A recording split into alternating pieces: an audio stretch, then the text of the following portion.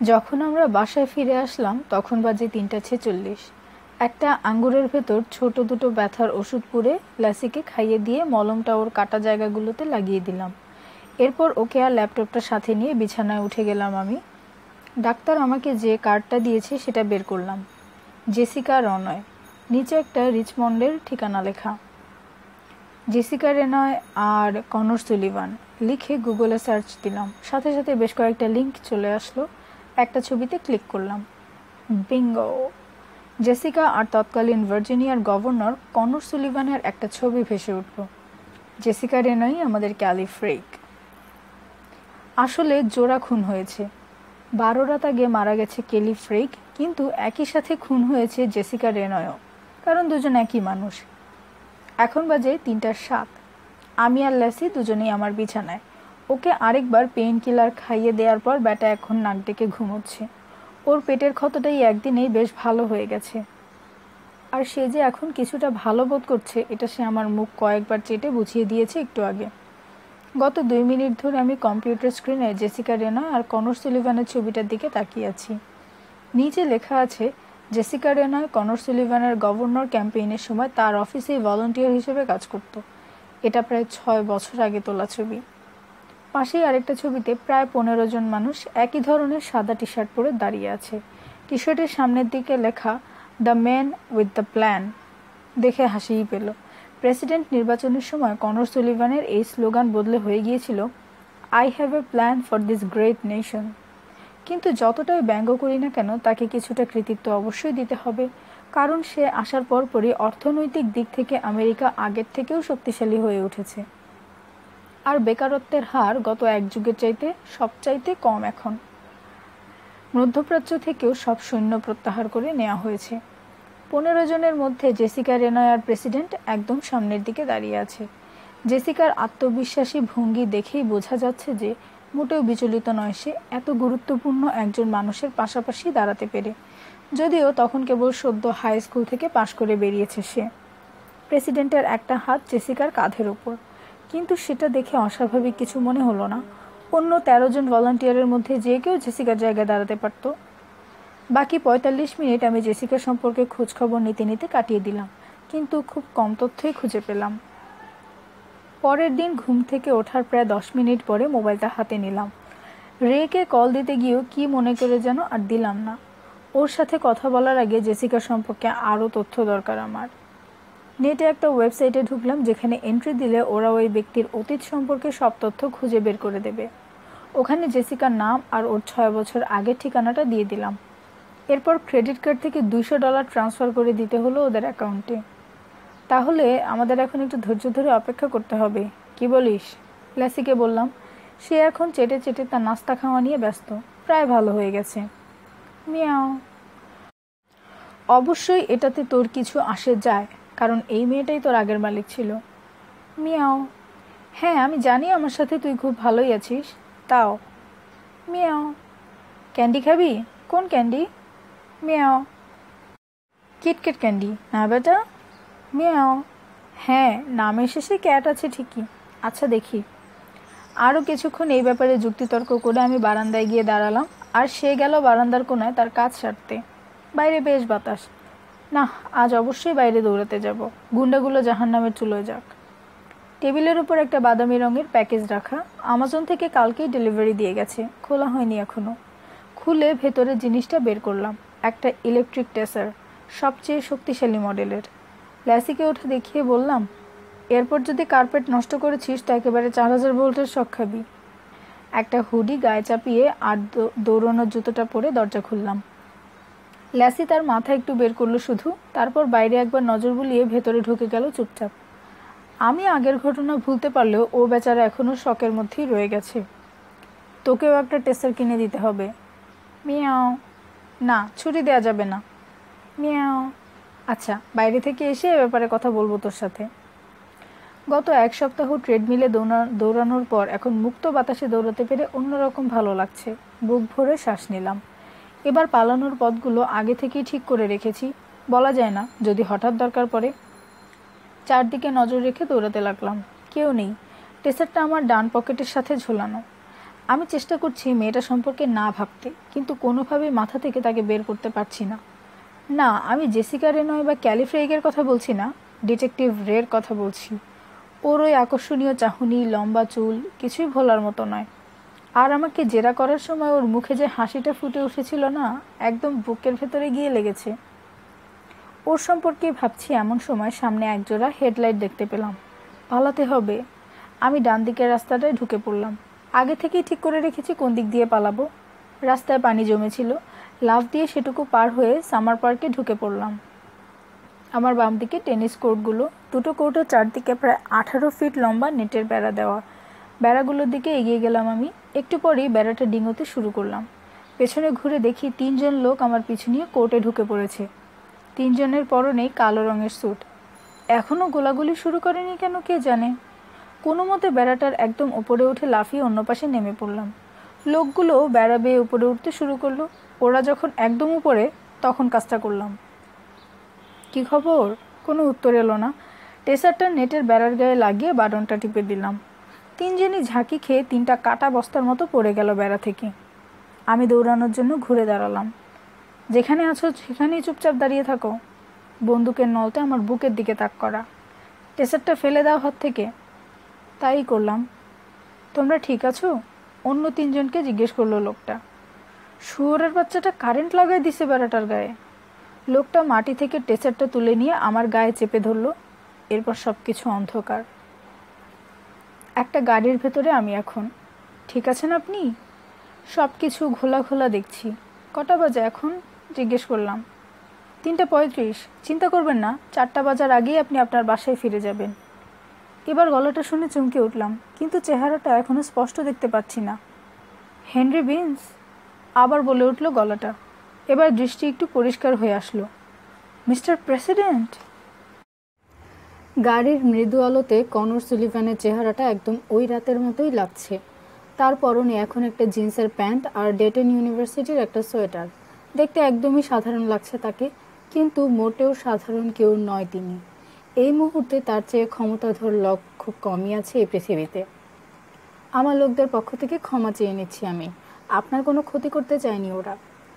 বুকের উপর লাল হয়ে জায়গাটাতে একবার হাত বুলিয়ে মাথা নাড়লাম।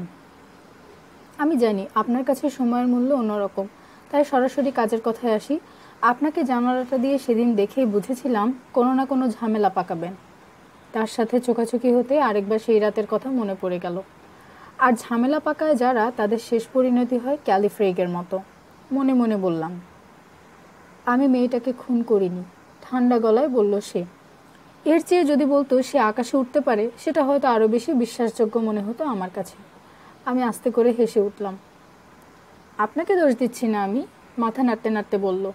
আপনার জায়গায় আমি হলেও ভাবতাম খুনটা আমিই করেছি। সেই রাতে মেয়েটার চিৎকার, এরপরই আমাকে দরজা দিয়ে বের হতে দেখা, তারপর আমার মোবাইল ফোনটাও পেয়েছেন আপনি। এতক্ষণে নিশ্চয়ই এটাও খুঁজে বের করেছেন মেয়েটার নাম জেসিকা রেনয়। আমার সাথে তার আগে থেকেই যোগাযোগ ছিল। আমি খুব কষ্ট করে মুখটা স্বাভাবিক রাখলাম। আমার বাড়ির দিকে নিশ্চয়ই নজর রেখেছিল ওরা। জেসিকা রেনয়ের সাথে আমার পরিচয় হয় আজ থেকে 6 বছর আগে। আমার ইলেকশন ক্যাম্পেইনে ভলান্টিয়ার হিসেবে যোগ দিয়েছিল মেয়েটা। প্রথম যখন রুমে ঢোকে মেয়েটা, 18 থেকে 50 বছর বয়সী সব পুরুষ মানুষের মাথা ঘুরে গিয়েছিল ওর দিকে। আর ওর সাথে শুতে কতদিন লেগেছিল আপনার? বেশি দিন না, ক্যাম্পেইনের 1 মাসের মাথাতেই হবে। একটা হোটেলে উঠেছিলাম আমরা সবাই। এক রাতে মেয়েটা নিজে থেকেই আমার রুমে চলে আসে। আমিও না করতে পারিনি। আপনাকে দেখে অবশ্য মনে হয় না আপনি এরকম প্লে বয়। আমি বললাম, গর্ব করার মতো কিছু নয় এটা। অন্যদিকে তাকিয়ে জবাব দিল সে, কিছুটা দুঃখিত বলে মনে হলো তাকে। আর 6 বছর ধরে আপনি এই সম্পর্কটা চালিয়ে গেছেন? না, ওই একবারই ঘটেছিল। আমাকে নিশ্চয়ই খুব বিভ্রান্ত দেখাচ্ছে। মেয়েটা ওই রাতের ঘটনা গোপনে ভিডিও করেছিল। পরের দিন আমার কাছে এসে $10 লাখ দাবি করে সে। আমি ভ্রু কুঁচকে তার দিকে তাকালাম। টাকাটা দিয়ে দিয়েছিলাম তাকে। এরপরের দিনই টাকাটা নিয়ে উধাও হয়ে যায় সে। ও চাইতেই টাকাটা দিয়ে দিয়েছিলেন? এছাড়া কোনো উপায়ও ছিল না। ভিডিওটা ছড়িয়ে গেলে আমি শেষ হয়ে যেতাম। সে হাসি মুখে টাকাটা নিয়ে চলে গিয়েছিল। এরপর 6 বছর আর তার কোনো খবর আমার জানা ছিল না। 1 মাস আগে একটা ইমেল পাই ওর কাছ থেকে, আরও টাকা দাবি করে সে। এবারও দিয়েছিলেন টাকাটা? হ্যাঁ, 2 সপ্তাহ আগে। ওর মুখ দেখে মনে হলো না মিথ্যে কথা বলছে, কিন্তু ক্যালি ফ্রেগ অথবা জেসিয়া রেনয় যদি তাকে ব্ল্যাকমেল করেই থাকে, তাহলে সেটা তো মেয়েটাকে খুন করার পেছনে 1 নম্বর কারণ হিসেবেই বিবেচিত হবে। আমি জানি আপনি ভাবছেন মেয়েটাকে রাস্তা থেকে সরিয়ে দেওয়ার কথাটাই আমি চিন্তা করব, কারণ আমার ক্যারিয়ারের সবচেয়ে বড় হুমকি হলো সে। আর সত্যি কথা বলতে, চিন্তাটা যে আমার মাথায় একদমই উকি দেয়নি তা নয়, কিন্তু 6 বছর আগে সে যখন টাকাটা নিয়ে গায়েব হয়ে গেল, তখন আমি ভাবতেই পারিনি সে আবার আমার কাছে টাকা চাইবে। ততদিনে আমি প্রেসিডেন্ট হয়ে গেছি, তাই ভিডিওটা ছড়িয়ে গেলেও পরিস্থিতি সামাল দেয়া আমার জন্য কষ্টকর হতো না। আচ্ছা, ধরে নিলাম সত্যি কথাই বলছেন, কিন্তু ওই রাতের ঘটনাটার কি ব্যাখ্যা দেবেন আপনি? আমাকে শুরু থেকে খুলে বলবেন কি? হোয়াইট হাউস থেকে ওই গাড়িটা নিয়ে কিভাবে বের হলেন সবার চোখ ফাঁকি দিয়ে? প্রায় 3 বছর পরে নিজে ড্রাইভ করেছিলাম সে রাতে, হেসে উত্তর দিল সে। কোনো প্রতিক্রিয়া দেখালাম না। আমি একজন সম্ভাব্য খুনির সামনে বসে আছি, আর সে গাড়ি চালিয়ে মজা পাক না পাক তাতে আমার কিছু আসে যায় না। আমার লোকদের বলেছিলাম আমি নিজে একবার ড্রাইভ করতে বের হতে চাই, কিন্তু এটার কোনো অফিসিয়াল রেকর্ড থাকবে না। রেড, যে তোমাকে টেসার দিয়ে অজ্ঞান করে দিয়েছিল, সেই সব কিছুর বন্দোবস্ত করে, কিন্তু তার শর্ত ছিল সেও আমার সাথে আসবে। লুকিয়ে আমাকে বের করে গাড়িতে তুলে দেয় সে, কিন্তু 5 মাইল যাওয়ার পর আমি গাড়ি থামিয়ে তাকে নেমে যেতে বলি। সিক্রেট সার্ভিসের অন্য কেউ হলে হয়তো আমাকে একা ছেড়ে দিত না, কিন্তু রেড আর আমি একে অন্যকে কলেজের সময় থেকে চিনি, একসাথে ফুটবলও খেলেছি আমরা, ভাইয়ের মতনই দেখি আমি ওকে। কিছু না বলে নেমে গিয়েছিল সে। আমি তাকে কথা দিয়েছিলাম 1 ঘন্টা পরই ওকে পিক করব। তারপরই টাকাটা নিয়ে জেসিকার বাসায় যাই। আমি জানতামও না ও নিজের নাম বদলে ক্যালি ফ্রেগ রেখেছে এখানে। আমি ওকে টাকাটা দিয়ে দিই। এবার 20 লাখ চেয়েছিল সে। টাকাটা নেওয়ার পর সে আমাকে চুমু খাওয়ার জন্য এগিয়ে আসে, কিন্তু আমি তাকে ধাক্কা দিয়ে সরিয়ে দিই। আর তখনই চিৎকার করে ওঠে ও। মুখটা চেপে ধরে চুপ করতে বলি ওকে, এরপরই সেখান থেকে বের হয়ে যাই। আপনার ফোনটা?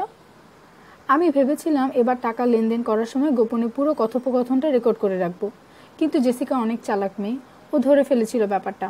ফোনটাও রেখে দিয়েছিল ও। তো আপনি বলতে চাচ্ছেন এরপর আপনি চলে গেলেন আর অন্য কেউ এসে ওকে গলা টিপে মেরে রেখে গেছে? হ্যাঁ, কাজটা যেই করে থাকুক সাথে $20 লাখ নিয়ে গেছে। 3:50-এর সময় প্রেসিডেন্ট আমাকে আমার বাসা থেকে 5 ব্লক দূরে নামিয়ে দিলেন। তো আপনি খুন না করলে কে খুন করলো মেয়েটাকে? দরজা খুলতে খুলতে জিজ্ঞেস করলাম। মাথাটা এদিক ওদিক নাড়লেন কেবল তিনি। এই প্রশ্নটার উত্তর নেই তার কাছেও। ক্লেমেনরা তাদের আগের বাসায় ফেরত এসেছে কিনা তা বুঝতে পারছি না এই মুহূর্তে, কিন্তু সেটা আরেকটু পরেই বোঝা যাবে। পাশের বাগান থেকে একটা ভারী পাথর হাতে তুলে নিলাম। ভালোই ওজন হবে পাথরটার, মনে হচ্ছে কাজে দেবে। আমার প্ল্যান হলো ভারী পাথরটা দিয়ে আঘাত করে কাচের দরজাটার বাইরে যে তালাটা লাগানো আছে সেটা ভেঙে ফেলা। বাড়ি দেওয়ার জন্য পাথরটা মাথার উপর তুললাম। মিয়াও। নিচের দিকে তাকালাম। আমার এই অভিযানে ল্যাসিকে সাথে করে নিয়ে এসেছি এই আশায় ও হয়তো গন্ধ শুকে এমন কিছু খুঁজে পাবে যা পুলিশি তল্লাশির সময় ধরা পড়েনি। আমি জানি এই প্ল্যানটা ফালতু, কিন্তু এর থেকে ভালো কিছু আছে তোর কাছে? মিয়াও। সত্যি? মিয়াও। তা আগে বলিসনি কেন? ব্যাটা কিছুক্ষণ আমার মুখের দিকে তাকিয়ে থাকলো, তারপর আমাকে বাগানের একদম পেছন দিকে একটা ফুলের টবের সামনে নিয়ে গেল। মাটিগুলো কেমন যেন আলগা হয়ে আছে। আমি মাটির ভেতরে হাত ঢোকাতেই জিনিসটা আমার হাতে ঠেকলো। একটা চাবি। সাব্বাস ওয়াটসন। মিয়াও। না, তুই না, আমি শার্লক। 10 সেকেন্ডের ভেতরে আমরা ভেতরে ঢুকে গেলাম। এখন বাজে 3:10। টিভি রিমোটটা এখনও আগের জায়গাতেই আছে। এর মানে ক্লেমেনরা এখনও সপরিবারে ফ্লোরিডাতে ছুটি কাটাতেই ব্যস্ত। পুলিশের লোকজনও মনে হয় তল্লাশির পর সব কিছু আবার আগের জায়গায় ঠিকমতো রেখে দিয়েছে। ফ্রিজ থেকে 2টো পনিরের টুকরো বের করে মুখে পুরে দিলাম। কয়েকটা পশু খাবারের ব্যাগও রাখা আছে, ওখান থেকে 2টো বের করে ল্যাসিকে দিলাম। ব্যাটা একেবারে গিলে ফেললো খাবারগুলো। কী রে, তুই তো ঠিক মতো চাবালিও না। মিয়াও। না, এখন আরও দিলে তোর খিদে নষ্ট হয়ে যাবে। মিয়াও। আচ্ছা, তুই কোনো কিছু খুঁজে পেলে তোকে আরও 2টো দেবো, যা। মিয়াও। 7টা? না, 3টা। মিয়াও। 4টা, এর থেকে একটাও বেশি না। মিয়াও। আচ্ছা যা, 5টা। ব্যাটা লাফ দিয়ে টেবিলটা থেকে নেমে অন্য ঘরগুলোর দিকে হাঁটা দিল। প্রেসিডেন্ট যদিও ওই রাতের ঘটনাগুলোর ব্যাখ্যা দিয়েছে, কিন্তু আমি এখনও এটা পুরোপুরি বিশ্বাস করতে পারছি না সে খুনটার সাথে জড়িত নয়। তবে সে আমাকে কিছুটা হলেও বিভ্রান্ত করে দিয়েছে, এটা স্বীকার করতেই হবে, না হলে আমাকে এই মুহূর্তে এখানে পাওয়া যেত না। যদি প্রেসিডেন্ট আসলেও খুনটা না করে থাকে তাহলে তো অন্য কেউ একজন নিশ্চয়ই জানতো তিনি ওই রাতেই বাসায় আসবেন। আমি আশায় আছি সেই ব্যক্তি হয়তো ভুল করে কোনো সূত্র পেছনে ফেলে রেখে গেছে যেটা আমার চোখে পড়বে। লিভিং রুমের দেয়ালে ঝোলানো ছবিগুলো দেখতে দেখতেই 5 মিনিট চলে গেল। ক্লেমেনদের বয়স 60-65 হবে। একটা ছেলে আর একটা মেয়ে আছে তাদের, আর 4 জন নাতি নাতনির ছবিও দেখা যাচ্ছে। এখানে আর কিছু না পেয়ে মাস্টার বেডরুমটাতে চলে গেলাম। এখানেও সব আগের মতোই আছে। জেসিকা যে এখানে গত 3 মাস ধরে থাকতো তার কোনো চিহ্নই নেই। ক্লোজেটের কাপড়গুলো দেখে মনে হচ্ছে সেগুলোও ক্লেমেনদের। আচ্ছা, ওরা মেয়েটাকে বাসা ভাড়া দেওয়ার সময় কি এমন দেখেছিল যে নির্দ্বিধায় ভাড়া দিয়ে দিল, তাও তাদের সব কাগজপত্র ভেতরে থাকা অবস্থাতেই। অবশ্য রে এটা বলেছিল ভাড়াটা স্বাভাবিকের চেয়ে একটু বেশিই পাচ্ছিল তারা। তবুও মেয়েটা নিশ্চয় প্রেসিডেন্টের উপর যে জাদু চালিয়েছিল তার কিছুটা ঝলক এই বুড়ো বুড়িকেও দেখিয়েছিল। ক্লোজেটের নিচের 3টা ড্রয়ার জেসিকার। তার কাপড় চোপড়গুলো উল্টে পাল্টে দেখলাম। একটা ড্রয়ারে তার শার্ট আর জিন্সের প্যান্টগুলো ভাঁজ করে রাখা। আমি জিন্সের পকেটগুলোতে হাত ঢুকিয়ে দেখতে লাগলাম। 5 নম্বর প্যান্টটার পকেটে একটা কাগজের টুকরা খুঁজে পেলাম, একটা রসিদ ভাঁজ করা। রসিদের উপরে লেখা বেস্ট পন শপ। এটা একটু পুরনো জিনিসপত্র বেচাকেনার দোকান।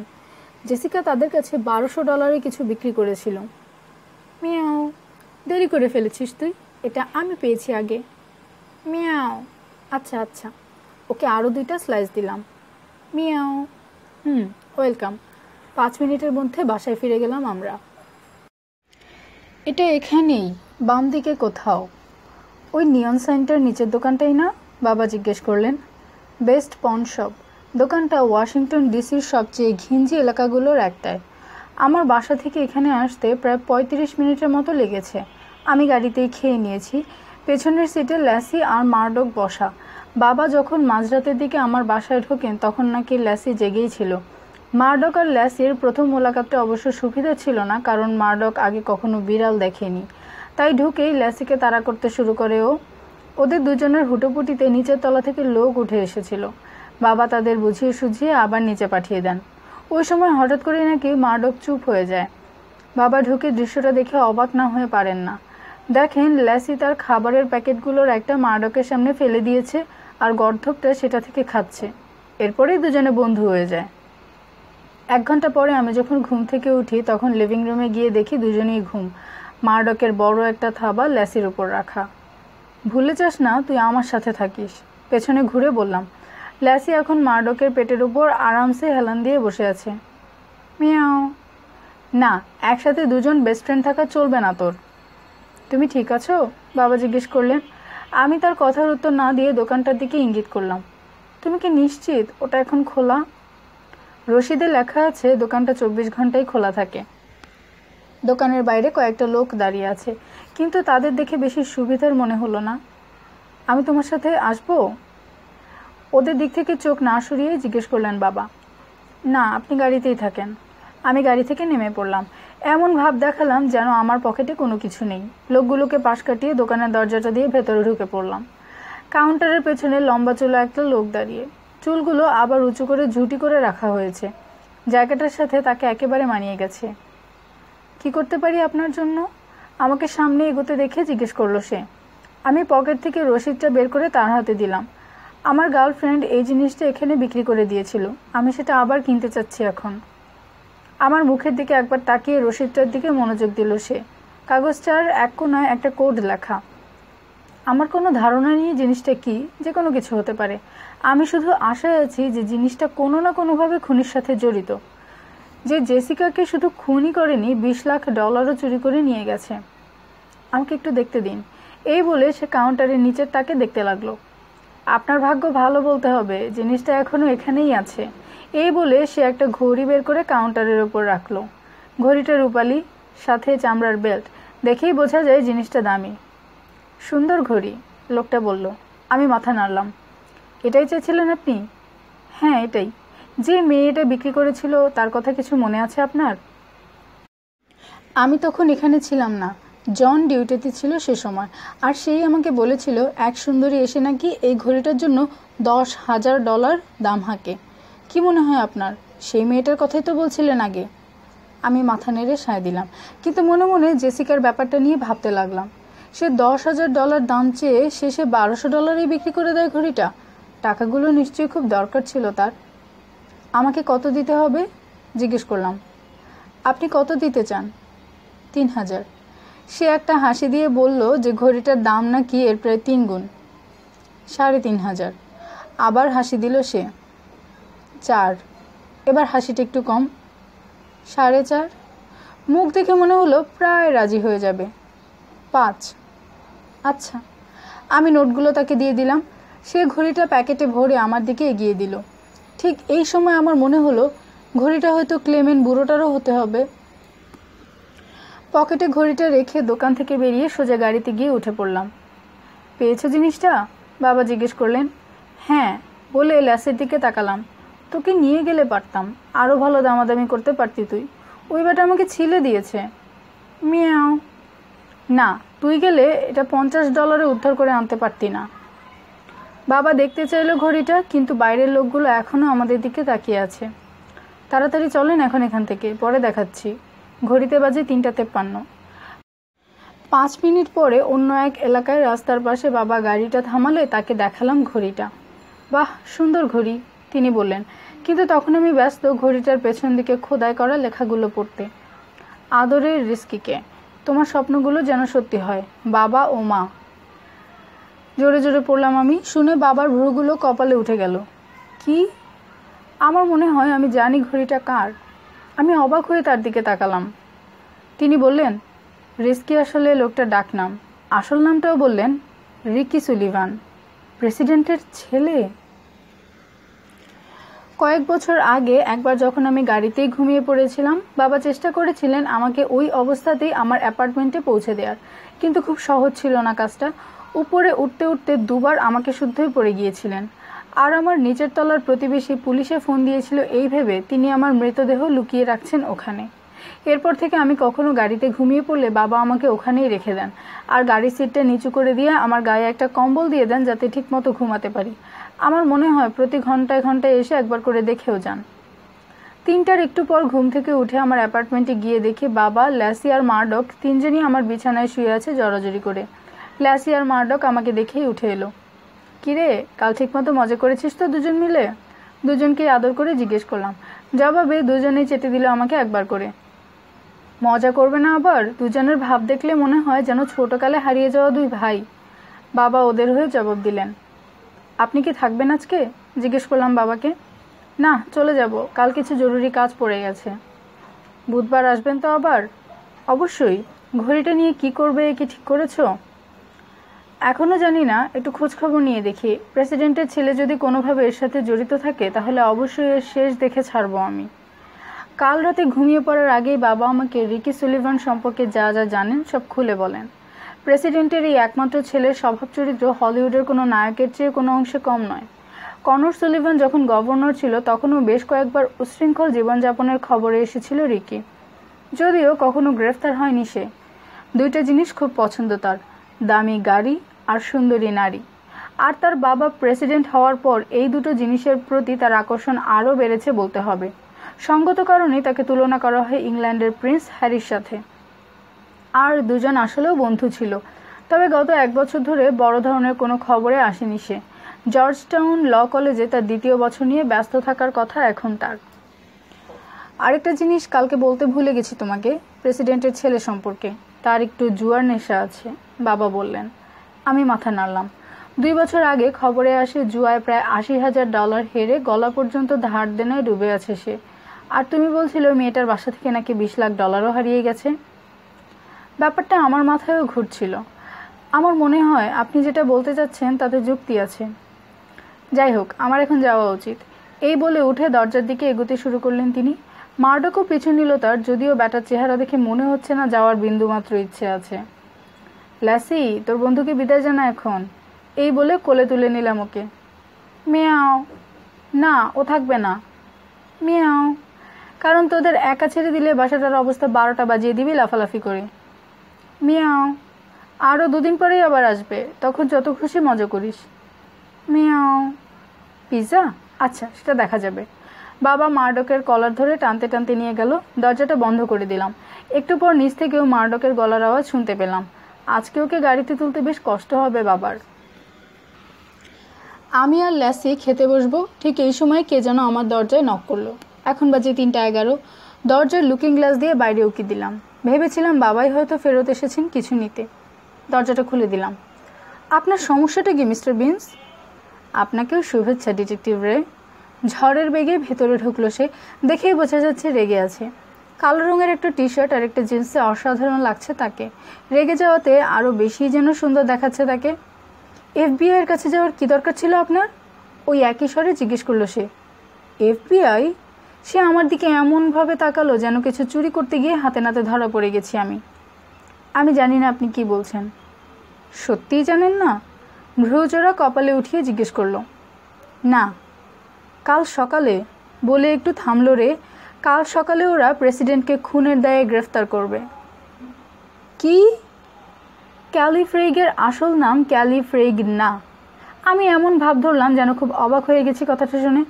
চোখ বড় বড় করে মুখ হাঁ করে তার দিকে তাকিয়ে থাকলাম যেন ভাষা হারিয়ে ফেলেছি। অজ্ঞাত পরিচয়ের কে যেন FBI-কে ফোন করে বলেছে নাম বদলে ফেলার আগে ক্যালির আসল নাম ছিল জেসিকা রেনয়, আর সে নাকি প্রেসিডেন্টের গভর্নর নির্বাচনের সময় ভার্জিনিয়ায় তার সাথে কাজ করত। এটাও বলেছেন প্রেসিডেন্টকে ওই রাতে জেসিকার বাসা থেকে বের হয়ে যেতে দেখেছে সে। আমার দিকে এমনভাবে তাকালো রে যেন সব দোষ আমার। সেটা আর যেই হোক আমি না, নিশ্চিত করলাম তাকে। কিন্তু FBI যা বলেছে আমার কাছে কিন্তু মনে হচ্ছে আরও তথ্য আছে ওদের কাছে। আসলেও আছে বলে জোরে একবার শ্বাস নিল রে। কনর সুলিভান যখন প্রেসিডেন্ট হিসেবে শপথ নেয় রুটিন কিছু চেক আপের মধ্য দিয়ে যেতে হয় তাকে। এর মধ্যে একটা হলো তার DNA স্যাম্পল সংগ্রহ করা। পুলিশের ডাটাবেজে এটা নেই অবশ্য, কিন্তু FBI এর কাছে ঠিকই আছে। তারা জেসিকার বিছানায় পাওয়া কিছু চুলের সাথে মিলিয়ে দেখে, সেটা 100% মিল পাওয়া গেছে রেজাল্টে। এবার আমাকে আর বিস্ময় গোপন করতে হলো না। একটা সৌজন্য ফোন অবশ্য দিয়েছিল তারা আমাদের ক্যাপ্টেনের কাছে, কারণ খুনের তদন্তের দায়িত্ব আসলে আমাদের হোমিসাইড ডিপার্টমেন্টেরই। আপনাদের ক্যাপ্টেন কি বললেন জবাবে? কি আর বলবে সে, ইতিহাসের সবচেয়ে বড় গ্রেফতারের সুযোগটা হাত ফসকে বেরিয়ে গেছে তার। আমাকে আর ক্যালকে ডেকে যখন সব খুলে বললেন তিনি, অবস্থা বিশেষ সুবিধার মনে হচ্ছিল না। ক্যালের চেহারাটা নিশ্চয়ই দেখার মতো হয়েছিল। ও বেটা তো শুরু থেকে আমাকে দোষী মনে করে আসছিল। সে এখনও ভাবছে এসব গাঁজাখুরি গপ্প ছাড়া আর কিছু না। এটা প্রেসিডেন্টকে ক্ষমতা থেকে সরানোর জন্য ডেমোক্রেটদের একটা চাল মাত্র। গাধা। দুজনেই চুপ করে গেলাম কিছু সময়ের জন্য। তার মাথায় নিশ্চয়ই একই জিনিস ঘুরছে আমার মতো। প্রেসিডেন্টের গ্রেফতার হওয়ার ঘটনাটা 9/11-এর পরে এ যাবৎকালের সবচেয়ে বড় খবর হতে যাচ্ছে। মিডিয়া লুফে নেবে এটা। তার সাথে আমার কথা হয়েছে বললাম। কার সাথে? প্রেসিডেন্টের। তাই না? কনর সুলিভানের সাথে কথা হয়েছে আপনার? এটাও বিশ্বাস করতে বললেন আমাকে? আসলেই হয়েছে 2 রাত আগে। খুলে বলুন তো সব, কিচ্ছু বাদ দিবেন না। সব কিছুই শুরু থেকে আবার বললাম তাকে, একদম শুরু থেকে। তো ল্যাসি আসলে আমার নিজের বিড়াল না, মানে এখন আমার, কিন্তু আগে ওর মালিক ছিল জেসিকা রেনয়। এটুকু বলে থামলাম। এরপরের 10 মিনিটে গত কয়েক রাতের ঘটনা খুলে বললাম তাকে। তো জেসিকা আসলে প্রেসিডেন্টকে ব্ল্যাকমেল করছিল? তাই তো বললেন তিনি। আর ওই ভিডিও টেপটা কোথাও ফাঁস হয়ে যায়নি? আমার তো মনে হয় যদি ওরকম রগে একটা ভিডিও ফাঁস হয়ে যেত তাহলে মঙ্গল গ্রহের লোকজনও জানতো ওটার কথা। তো প্রেসিডেন্ট ঘটনার রাতে জেসিকার বাসায় যাওয়ার কথা স্বীকার করেছেন। এরপর তিনি ব্ল্যাকমেইলের টাকাগুলো জেসিকাকে দিয়ে বাসা থেকে বের হয়ে যান। আর পরে অন্য কেউ এসে মেয়েটাকে মেরে টাকাগুলো নিয়ে পালিয়ে যায়। রে সপ্রশ্ন দৃষ্টিতে তাকিয়ে রইল আমার দিকে। এই অন্য কেউটা প্রেসিডেন্টের ছেলেও হতে পারে, মনে মনে বললাম। মেয়েটার সাথে যে প্রেসিডেন্টের ছেলে যোগাযোগ ছিল এর প্রমাণ তো পেয়েছি আমি, কিন্তু মুখে এসব কিছু বললাম না। হয়তো এসব গাঁজাখুরি কাহিনী, প্রেসিডেন্টই আসল খুনি, বললাম তাকে। আপনার কি আসলেও মনে হয় প্রেসিডেন্টই খুনটা করেছেন? সত্যি কথাটা বলুন। প্রেসিডেন্টের সাথে দেখা হওয়ার রাতটার কথা আবার চিন্তা করলাম। ওনাকে দেখে মনে হচ্ছিল সত্যি কথাই বলছিলেন। না, সে সত্যি কথাই বলছিল। জবাবে জোরে একটা নিঃশ্বাস ফেলল সে। আমার কি হলো জানি না, হঠাৎ করে রের হাতটা ধরে ফেললাম। সে আমার হাতের দিকে একবার তাকিয়ে আমার চোখের দিকে তাকালো। ওই বাদামি চোখ জোড়া কী চিন্তা করছে আমি জানি না, কিন্তু জানতে চাই। 1 কাপ কফি খেয়ে যান। এই রাত 3:30টায়? হেসে ফেলল সে। এখন আমার ঘুমানো উচিত, কালকের দিনটায় যা হবে না। ল্যাসি লাফ দিয়ে টেবিল থেকে নেমে এসে রের পায়ে মুখ ঘষতে লাগলো। রে ঝুঁকে ল্যাসিকে আদর করে দরজার দিকে হাঁটা দিল। আপনি কি নির্বাচনে ওনাকেই ভোট দিয়েছিলেন? জিজ্ঞেস করলাম। জবাব না দিয়ে আমার দিকে দুষ্টু একটা হাসি দিল সে শুধু। কফিটা পাওনা রইল। চোখ খোলার 10 সেকেন্ডের মধ্যে ল্যাপটপ চালু করে ইন্টারনেটে বসে গেলাম। প্রেসিডেন্ট গ্রেফতার, খুনের দায়ে প্রেসিডেন্ট গ্রেফতার, প্রেসিডেন্ট সুলিভান একজন খুনি, মার্ডার গেট। এ তো শুধু কয়েকটা শিরোনামের নমুনা, পুরো ইন্টারনেট ছেয়ে গেছে প্রেসিডেন্টের গ্রেফতারের খবরে।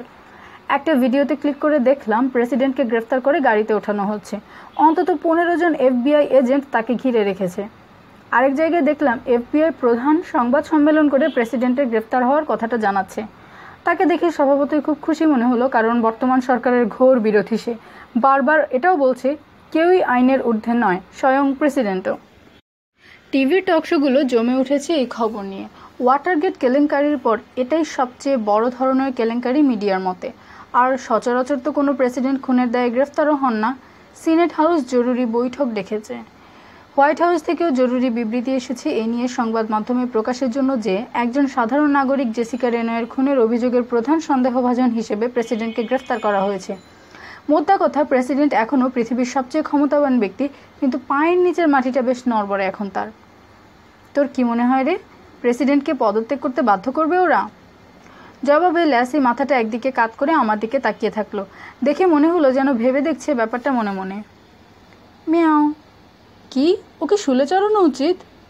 মিয়াও। হাত দুটো কেটে ফেলবে? মিয়াও। বুঝতে পারছি, আজ থেকে তোর গেম অফ থ্রোনস দেখা বন্ধ। ফ্রিজ থেকে কিছু খাবার বের করে নিয়ে এসে আবার ল্যাপটপের সামনে বসে গেলাম। রিকি সুলিভান লিখে গুগলে সার্চ দিলাম। বাবা আমাকে রিকি সুলিভান সম্পর্কে যা যা জানিয়েছিলেন তার বেশি খুব কমই আছে ইন্টারনেটে। রিকি সুলিভান সম্পর্কে সর্বশেষ আপডেটটা দেখলাম 12 ঘন্টা আগের। ছুটি কাটাতে ব্যস্ত সে এখন। আপডেটটা পুরোপুরি পড়ে বাবাকে ফোন দিলাম, গাড়ি নিয়ে এখানে এসে পড়েন এখনই, লাস ভেগাস যাচ্ছি আমরা। গাড়িতে করে আলেকজান্দ্রিয়া থেকে লাস ভেগাস যেতে প্রায় 34 ঘন্টার মতো সময় লাগার কথা।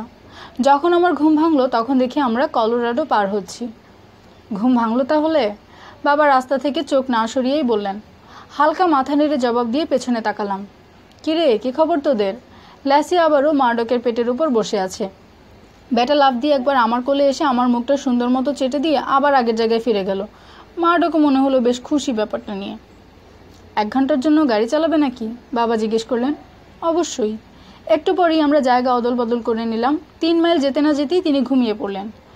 গাড়ি চালানো অবস্থাতেই ফোনটা বের করে ইন্টারনেট চালু করলাম। কিছুক্ষণের মধ্যেই যা খুঁজছিলাম তা পেয়ে গেলাম।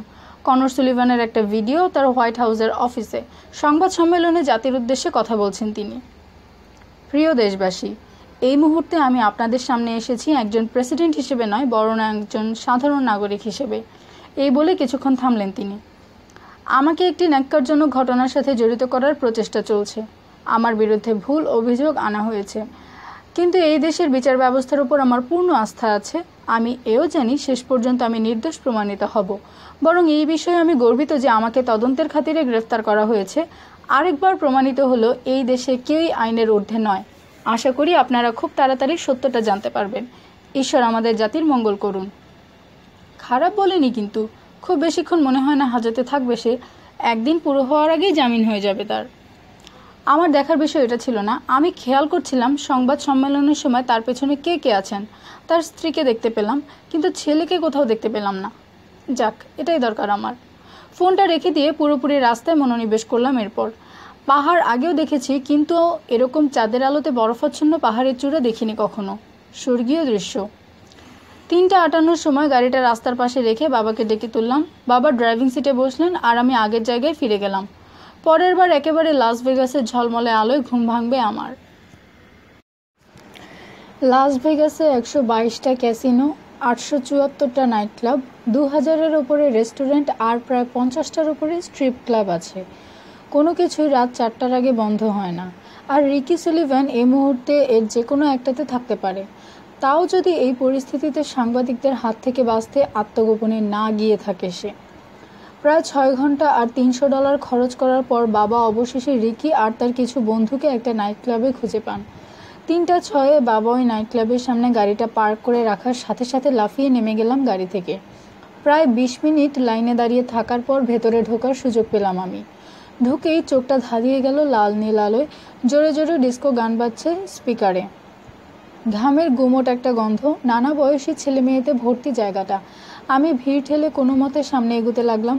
পুরো শরীরে ঠিক 6 ইঞ্চি কাপড় পরা এক মেয়ে এগিয়ে এসে আমার কানে কানে কিছু কথা বলল। যত তাড়াতাড়ি পারলাম সরে যেতে চাইলাম তার কাছ থেকে, কিন্তু আমার হাতটা ধরে ড্যান্স ফ্লোরের দিকে নিয়ে যাওয়ার চেষ্টা করলো সে। ঝটকা দিয়ে ছাড়িয়ে নিলাম হাতটা। এবার ভালো মতো তাকালাম তার দিকে। একেবারে খারাপ না দেখতে, ফিগারও সেই রকম, কিন্তু পর মুহূর্তেই ডিটেকটিভ রের কথা মনে হতে ঝেড়ে ফেললাম মাথা থেকে মেয়েটাকে। রের সাথে কারোরই তুলনা চলে না। অবশেষে যখন বারের কাছে পৌঁছলাম তখন বাজে 3:34। রিকি সুলিভান কোথায়? চেঁচিয়ে জিজ্ঞেস করলাম বারের পেছনে যে লোকটা বসে আছে তাকে। সে পাত্তাই দিল না আমাকে। এই একই প্রশ্ন হয়তো আরও অনেকেই করেছে আজকে তাকে। $100 নোট বের করে বারের উপর রাখলাম। নোটটা পকেটে ঢোকাতে ঢোকাতে মাথা দিয়ে ডান দিকে একবার ইঙ্গিত করলো শুধু। তারপর অন্য এক কাস্টমারের কাছে চলে গেল সে। ভিড় ঠেলে ভিআইপি টেবিলে পৌঁছতে আরও 4 মিনিট চলে গেল আমার। ওইদিকে একটা মোটা দড়ি দিয়ে আলগা করে রাখা হয়েছে। দুজন গাট্টা বডিগার্ড পাহারা দিচ্ছে সামনে। সুন্দর করে সাজানো 10টা টেবিলে বসে থাকায় লোকজনের মধ্যে অনেক সেলিব্রিটিকেও দেখতে পেলাম। 3 জন ফুটবল তারকা, 2 জন গায়ক, একজন নামকরা কমেডিয়ান, একজন সুপার মডেল, আর প্রেসিডেন্টের ছেলেও আছে তাদের মধ্যে। তারই বয়সী আরও 2 জন ছেলের সাথে বসে আছে সে, আর তাদের ঘিরে রেখেছে 8 জন সুন্দরী মেয়ে। একটা দামি সোফায় তারা সবাই। ওদের সামনে অন্তত কয়েক $1000 মদের বোতল আর অন্য জিনিসপত্র রাখা। কালো স্যুট আর সানগ্লাস পরা অবস্থায় 3 জনকে দেখতে পেলাম রিকির পেছনে দাঁড়িয়ে আছে। সিক্রেট সার্ভিসের লোক হবে। তাদেরকে দেখে খুবই সাবধান বলে মনে হলো। গত 48 ঘন্টায় বোধহয় অনেক লোককে আটকাতে হয়েছে তাদের। আমি আরও সামনে এগোতে ক্লাবের বডিগার্ড 2 জন আমাকে আটকে দিল। একজন আমার হাত দেখতে চাইল। ভিআইপি জোনে ঢোকার জন্য বিশেষ অনুমতি হিসেবে কবজিতে সবুজ রঙের একটা ব্যান্ড লাগাতে হয় ক্লাব কর্তৃপক্ষের কাছ থেকে কিনে। এই মুহূর্তে আমার হাতেও আছে একটা। এটা ড্যান্স ফ্লোর থেকে $200 দিয়ে এক মেয়ের কাছ থেকে কিনেছি। সুন্দর মতো আমার হাতে লেগেও যায় ব্যান্ডটা। দড়িটা সরিয়ে আমাকে ভেতরে যাওয়ার অনুমতি দেওয়া হলো। আরও 4টা টেবিল পার হয়ে রিকি যেই টেবিলটা আছে তার কাছে গেলাম। সাথে সাথে সিক্রেট সার্ভিসের 2 জন এসে আমার পথ আটকে দাঁড়ালো।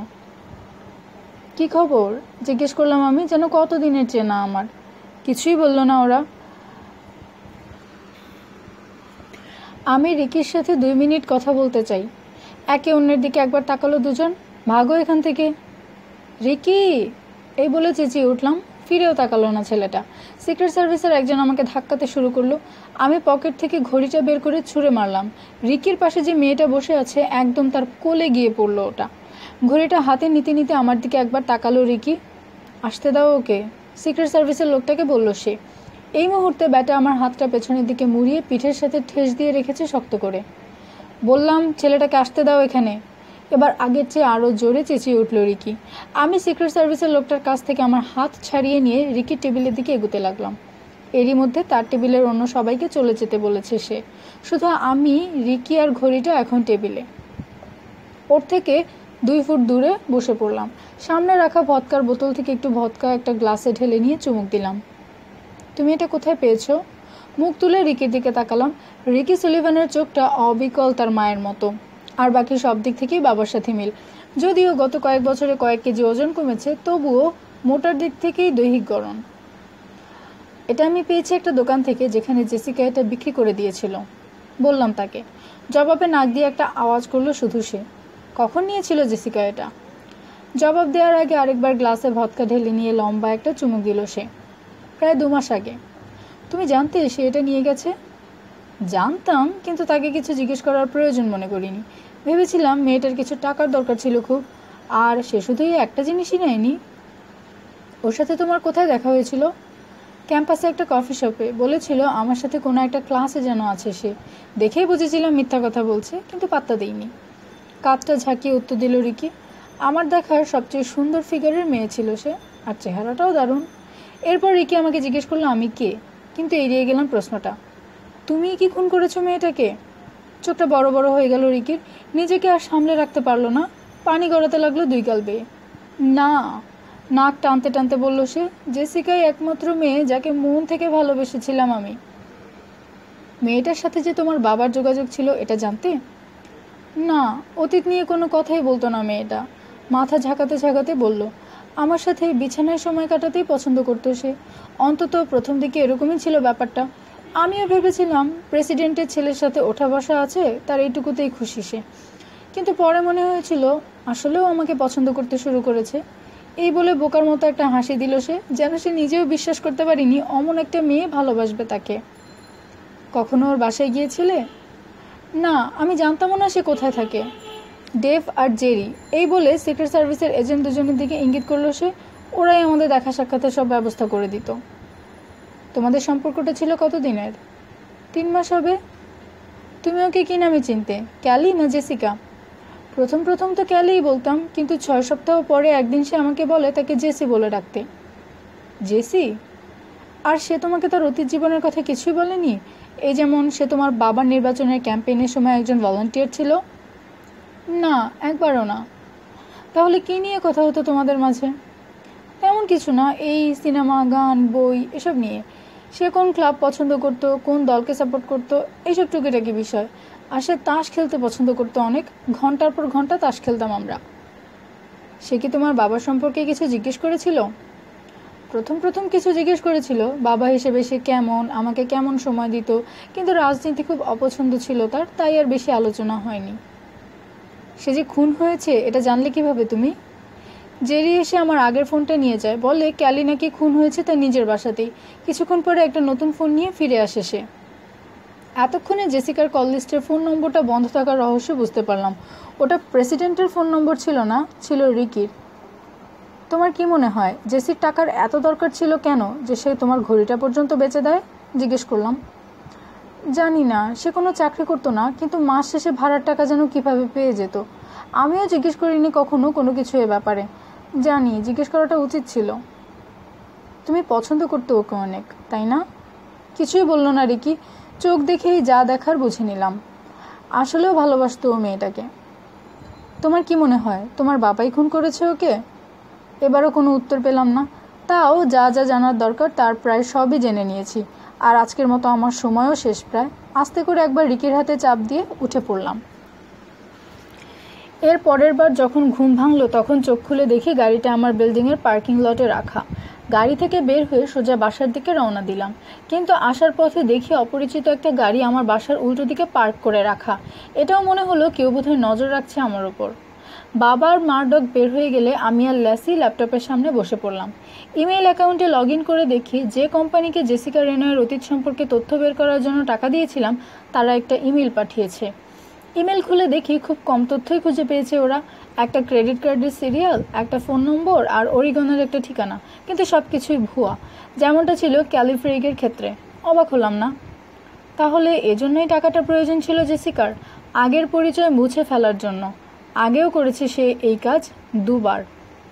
আমি এই পর্যন্ত জেসিকা নামের 4 জনকে দেখেছি আমার জীবনে, কিন্তু এদের মধ্যে কেউই নিজের ডাকনাম জেসি বলে পরিচিতি দেয়নি। জেস বলেছিল একজন, কিন্তু জেসিকার ডাকনাম হিসেবে কেন জানি জেসি মানায় না।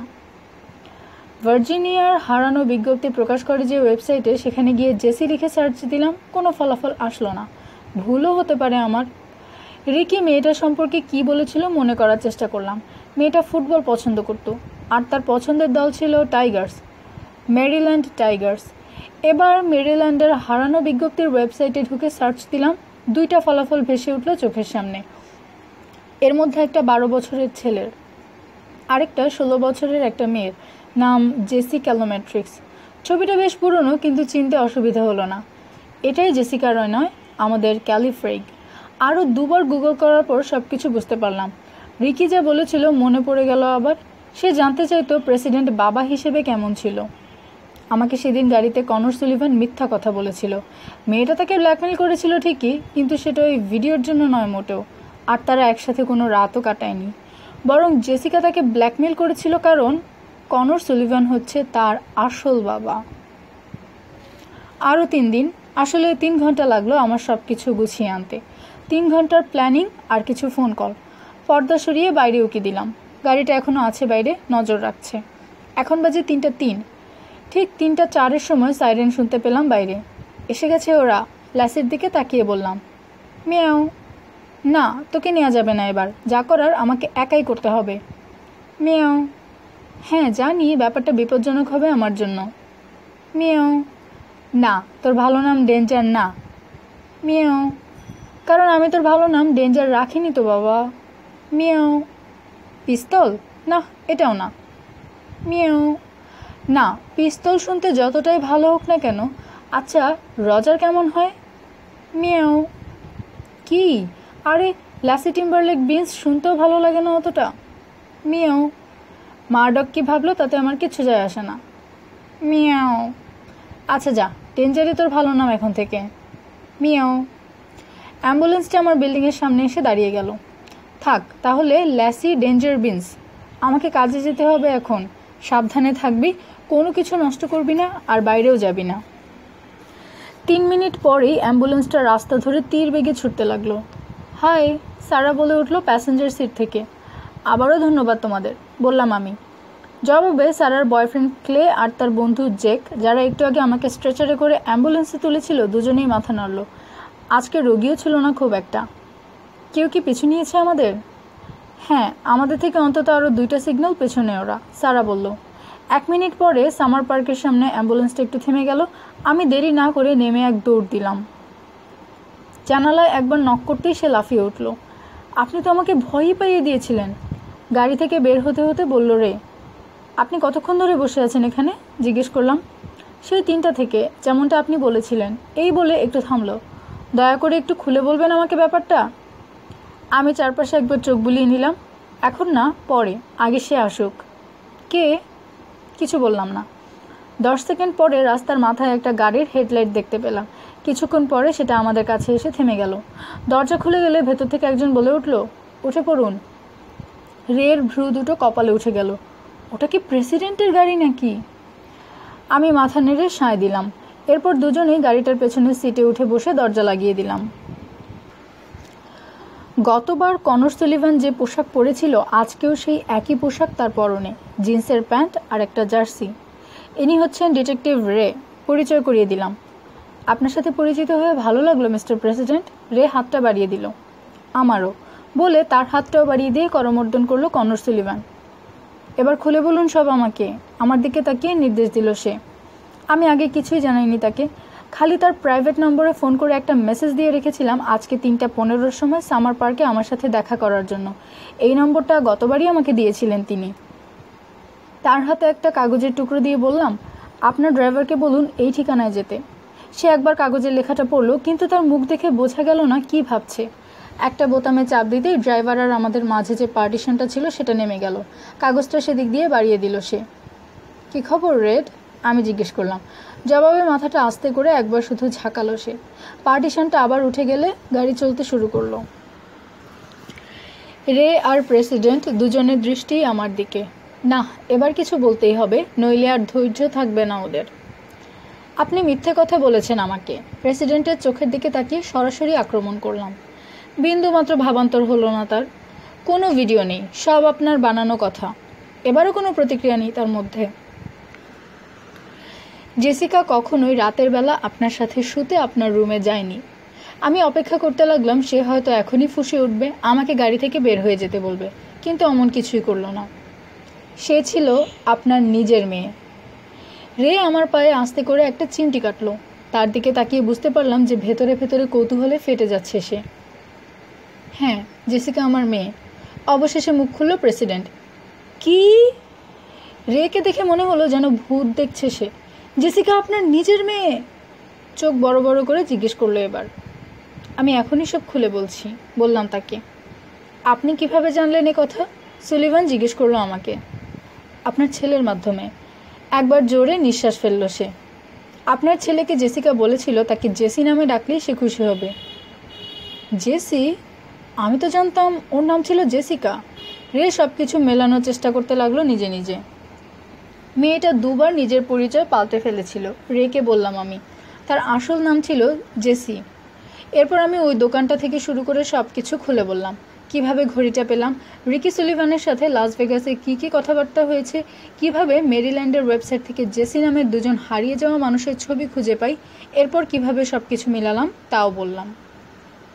আপনার ছেলের ধারণা আপনি জেসিকে খুন করেছেন। প্রেসিডেন্টের দিকে ঘুরে বললাম কথাটা। আসল সত্যটা থেকে এটা জানা অনেক ভালো ওর জন্য, তাই না? এই বলে সিটের সাথে হেলান দিয়ে বসলো। সে যে তার সৎ বোনের সাথে 3 মাস ধরে বিছানায় যাচ্ছিল, এটা না জানাই ভালো তার জন্য। দুজনেই থামুন, রে বলল অধৈর্যভাবে। আমি এখনো কিছু বুঝে উঠতে পারছি না। আপনি খুলে বলুন না কেন সব কিছু, একদম শুরু থেকে। আর আশা করি এবার মিথ্যে কিছু বলবেন না, প্রেসিডেন্টকে বললাম আমি। ঠিক আছে, বলছি, কিন্তু তার আগে আমাকে এটা বলুন, আমরা এখন গাড়ি নিয়ে কোথায় যাচ্ছি? ঠিকানাটা দেখে চিনতে পারেননি? এটুকু বুঝতে পারছি ঠিকানাটা মেরিল্যান্ডের। কেন, আমার কি চেনার কথা নাকি ঠিকানাটা? গলা শুনে আসলেও অবাক মনে হলো তাকে। হ্যাঁ, ওখানে যে থাকে তার সাথে আপনার বিয়ে হয়েছিল। এরপরে আমরা যে কাহিনী শুনলাম তা থেকে জানতে পারলাম কনর সুলিভান কিভাবে প্রেসিডেন্ট হলেন। কাহিনীটা শুনে মনে হবে একজন সাধারণ লোকের কাহিনী, যে কিনা একসময় ভুল করে বিয়ে করেছিল এক ভুল মহিলাকে। কিম্বারলি এ বেলসের জন্ম নেভাডায়। সে ওহাইওর এক ছোট ইউনিভার্সিটিতে পড়াশোনা করত, ডেটন ইউনিভার্সিটি। সেখানেই ভার্সিটির বাস্কেটবল টিমের এক খেলোয়াড়ের সাথে প্রেম হয় তার। গ্র্যাজুয়েশন শেষ করার পর সেই ছেলের সাথেই ভার্জিনিয়ায় চলে যায়। একটা সন্তান হয় তাদের। আর এর কিছুদিন পরেই আমেরিকার প্রেসিডেন্টের স্ত্রী হওয়ার মর্যাদা লাভ করে সে। আর কিম্বারলি এস বেলসের বেড়ে ওঠা ভার্জিনিয়াতে। সেখানে পল ক্যালোমেট্রিক্সের সঙ্গে পরিচয় হয় তার 22 বছর বয়সে। একটা মেয়েও হয় তাদের। এরপর তারা মেরিল্যান্ডে চলে যায়। সেখানে 16 বছর সুখে সংসার করে, কিন্তু পরে ডিভোর্স হয়ে যায় তাদের। দুটো বিয়েই হয়েছিল একই জায়গায়, উত্তর ভার্জিনিয়ার একটা ছোট গির্জায়। কনর সুলিভানের সাথে কিম্বারলি এ বেলসের বিয়ে হয়েছিল শনিবারে, আর পল ক্যালোমেট্রিক্সের সাথে কিম্বারলি এস বেলসের বিয়েটা হয়েছিল রবিবারে। কিন্তু একটা ছোট সমস্যা হয়েছিল তখন। কেউ বলতে পারবে না আসল ভুলটা কার ছিল।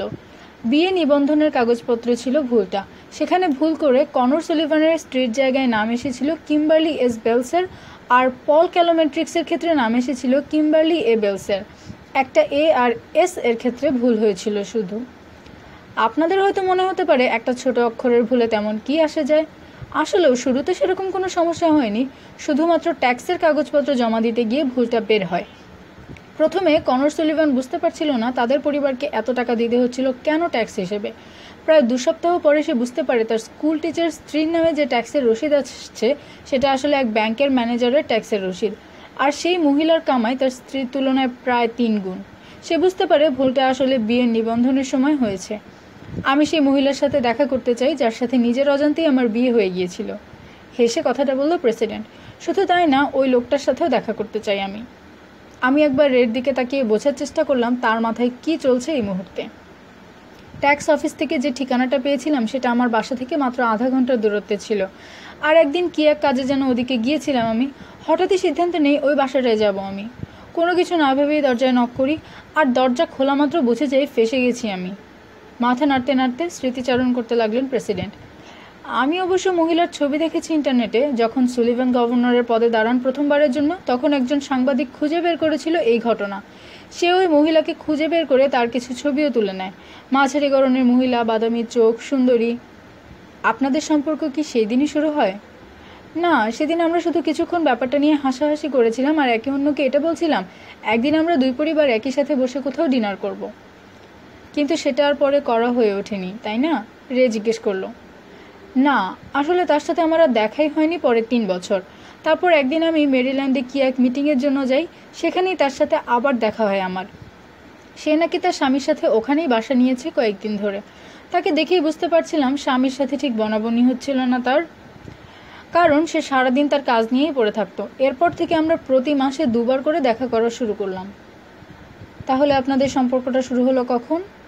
সেই বছরেরই ডিসেম্বরে। কিম, আমার স্ত্রী, 1 সপ্তাহের জন্য শহরের বাইরে গিয়েছিল। আরেক কিম আবার তখনই আমাকে কল দিয়েছিল যে সে ভার্জিনিয়াতে তার পরিবারের লোকজনের সাথে দেখে সাক্ষাৎ করতে এসেছে। আমি তাকে বাসায় আসতে বলি, আর আমাদের মধ্যে বলে চুপ করে গেল সে। বুঝতেই পারছেন কি হয়েছিল। কতদিন টিকেছিল আপনাদের সম্পর্কটা? এই 6 মাসের মতো হবে।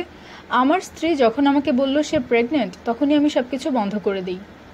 এটা নিয়ে সে কিছু বলেনি? না, এরপরে তার সাথে আমার আর কথাই হয়নি কখনো। তাহলে এসবের মধ্যে জেসি কিভাবে আসলো?